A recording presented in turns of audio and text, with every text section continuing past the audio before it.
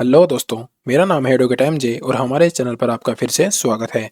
1 जुलाई 2024 से भारत में नए कानून लागू हो चुके हैं।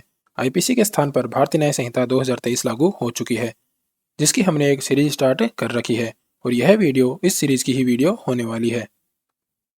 इससे पहले की वीडियोज़ में हमने बलात्कार, महिलाओं से छेड़छाड़, विवाह संबंधी अपराध, बच्चों पर अपराध, हत्या व आतंकवाद से संबंधित अपराध व उनके दंडों को समझा है।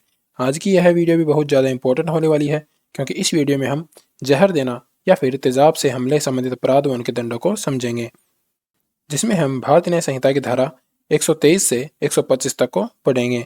इस वीडियो में आपको यह भी पता चलता रहेगा कि भारतीय न्याय संहिता की धारा आईपीसी की किस तरह के समान है, जिससे आपको समझने में आसानी होगी। चाहे आप लॉ स्टूडेंट हों या फिर एक साधारण व्यक्ति हों जिन्हें इन मामलों का ज्ञान नहीं है, इन धाराओं को मैं बहुत ही आसान व साधारण भाषा में बताने की कोशिश करूंगा ताकि आपको अच्छे से समझ में आ सके। तो बिना किसी देरी के शुरू करते हैं और जान लेते हैं कि भारतीय न्याय संहिता की धारा 123 क्या कहती है।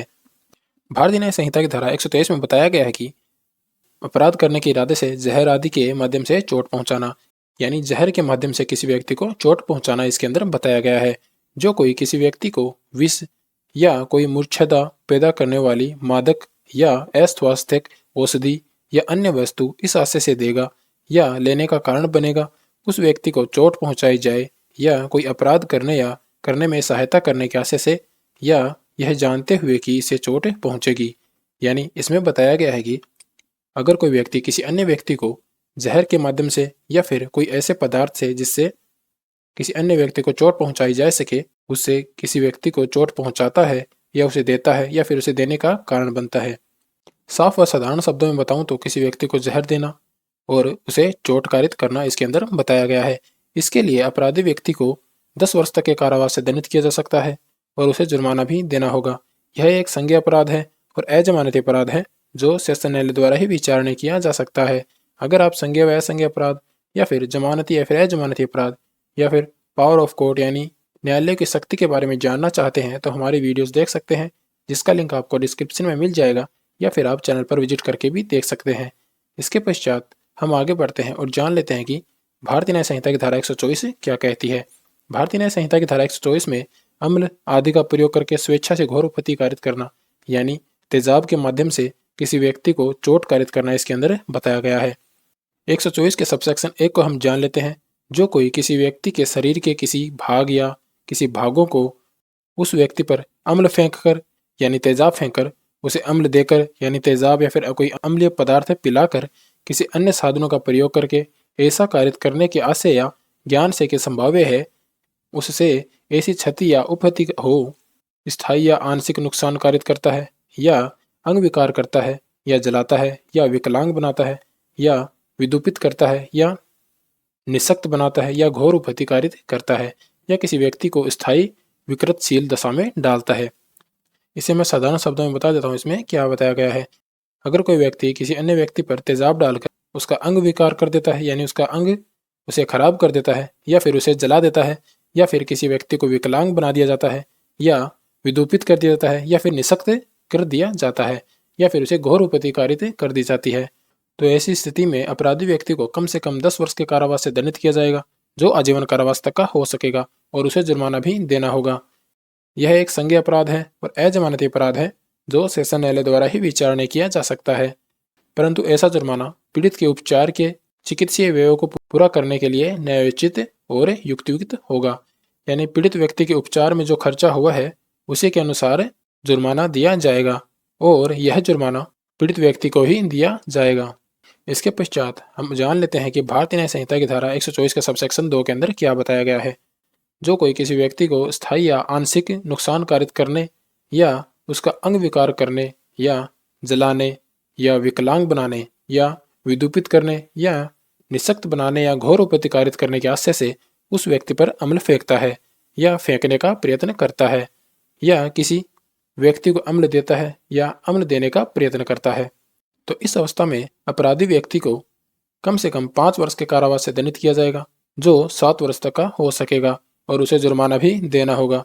यह एक संज्ञेय अपराध है और अजमानती अपराध है जो सेशन न्यायालय द्वारा ही विचारणा किया जा सकता है। इसमें कुछ स्पष्टीकरण है, उसे भी मैं बता देता हूँ इसमें क्या बताया गया है।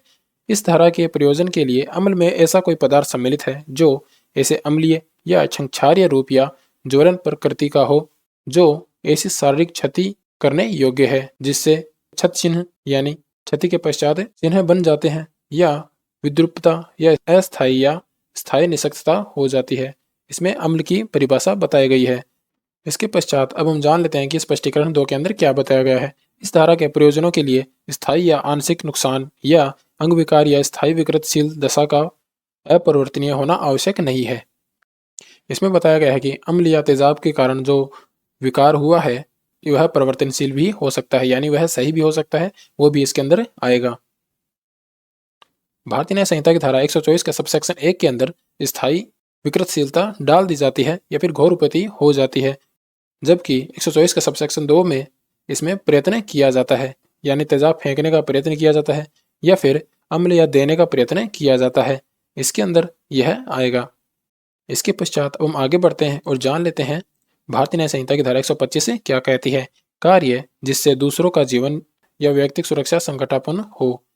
जो कोई इतने उतावलेपन या उपेक्षा से कोई ऐसा कार्य करता है कि उससे मानव जीवन या दूसरों का व्यक्तिगत सुरक्षा संकटापन्न होती है, तो इस कंडीशन में अपराधी व्यक्ति को 3 महीने का कारावास से दंडित किया जाएगा या 2,500 रुपये तक के जुर्माने से दंडित किया जाएगा या फिर दोनों से दंडित किया जाएगा।